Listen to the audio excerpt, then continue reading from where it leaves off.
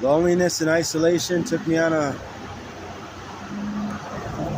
another dark mission tonight. I wandered around a lot of places. What I was looking for on my march through the ice and the snow tonight was methamphetamine. I was looking for my old demon. My reasoning for doing it, it's nothing that can be explained easily. I could try, but I'd have to give you information that wouldn't benefit you. So I won't. I wandered this way and that way. Wandered many places, I did. Looking for it and talking to people who are out here, people who have nowhere to go other than further down that dark hole. They're all out there for same reasoning. Maybe a different type of reasoning, because we all have our different reasonings for doing what we do, even though it's the same thing pretty much. I don't know. I spoke with a man and he was out there begging all night. He was begging for dollars. Every car that passed, every car that pulled up to the meat shop that he was standing in front of. He's just out there, his dignity gone. He said he hadn't smoked Fetty all day. He needed some pills, he needed some perks, they call them. He needed to do it, So he was out there serving that part of himself that was hungry for it. I told him I'd give him $10 if he plugged me up with somebody. He made a call. The guy was taking too long, so I dipped. I left. Went on my mission. Just walking, talking, finding nothing at all. Questioning myself as I'm doing it, why I'm doing it, and the consequences, what my plan is for after I'm high, what my plan is while I'm high, what am I going to do with my high? Trying to throw tomorrow away, but tomorrow wouldn't go away in my heart and my head. It wouldn't, but it's still, I kept on. Jumped on a bus and I headed downtown. It's crazy. I bumped into two other native people down there, and it was a sister on the bus, and I had asked her, I said, do you know where I could get some up without the down? Basically I could get some straight meth with no Fetty in it. And she was gonna make a call for me, and you know what? She stopped on her phone and said, I lost his number. And I said, no, it's okay. And she said, I've been trying to stay clean for a little bit. I'm close to getting my kids, and my heart went out to her. I said, sister, stay on your path, stay on your road. And she asked me why I was doing it. I said, I'm in a sober house and I just have my reasoning, my reasons tonight. I'm just out here tonight, and I'm going to put myself in a detox tomorrow, but I need tonight to be on my own. And she looked at me, and I could tell she had a lot of empathy for me, and we talked for a little bit. And whatever's in me of true sincerity and kindness, it went out to her, and she felt that, and she reciprocated that, and she wished me well before we parted on the bus. And I did wish her well, because the same mission she's on, I'm on at heart. I've been on. I've been on. Trying to get a place back in this world where I can be useful to my children and see their bright faces and smiles.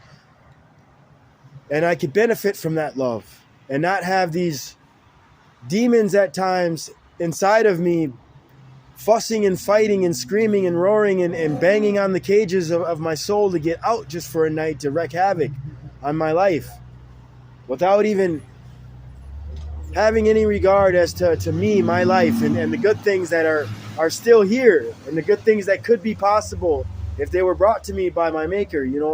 Even that demon has a maker, but it's allowed to be there for whatever reason my maker deems fit, for me to be tried, my words to be tried.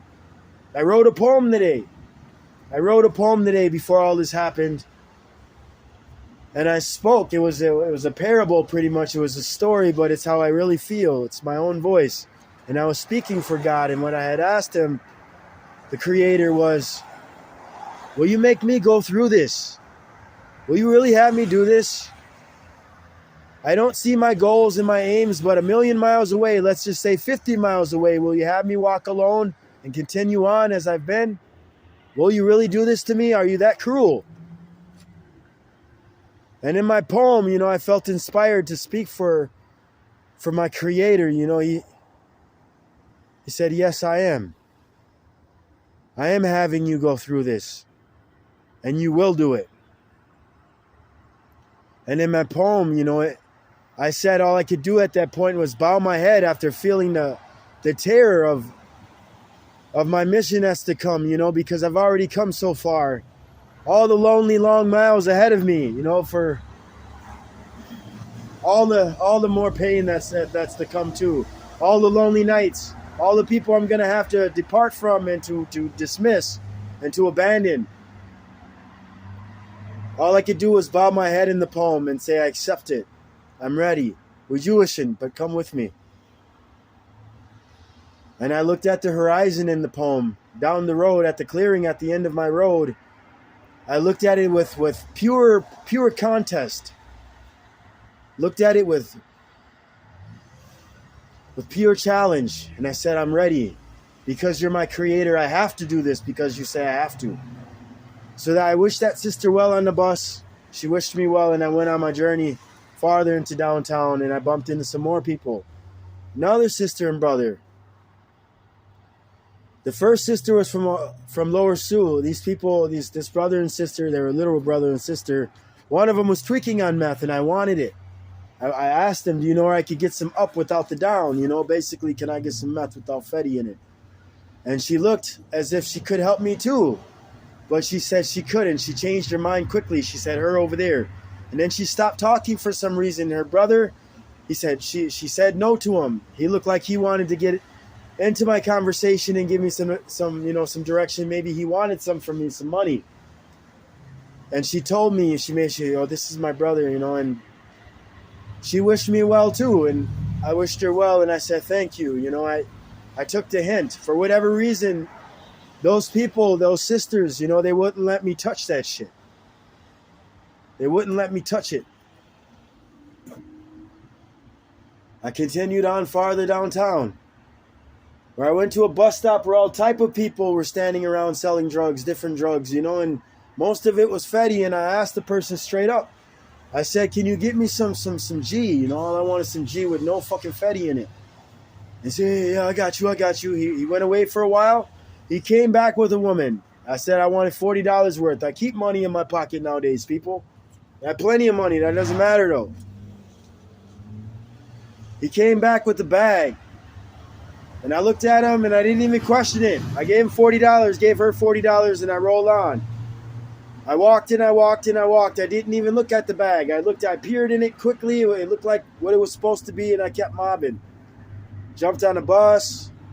Found a little place behind a building, and I thought about it only for a second, and I loaded my bubble that I had bought earlier from a little convenience store. They sell them everywhere nowadays here. Loaded my bubble, and the shit wouldn't melt once I put the flame under it. I was like, what the fuck? So I took it out, and I put it in my mouth, that shard, and it burned the fuck out of my tongue. It was a real piece of glass. I wasn't even angry. I put out tobacco, and I thanked the Creator. I thanked him for my mission. I walked most of the way to where I am now. And I prayed for those brothers and those sisters, and I said, thank you for selling me that glass.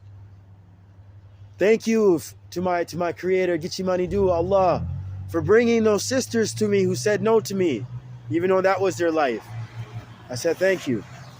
My bus is here. I'm going back to the sober house. Tomorrow I'll be in treatment again, and I'm not high. 50-50. I love you, Gitchimanidu. Gizal Gittin.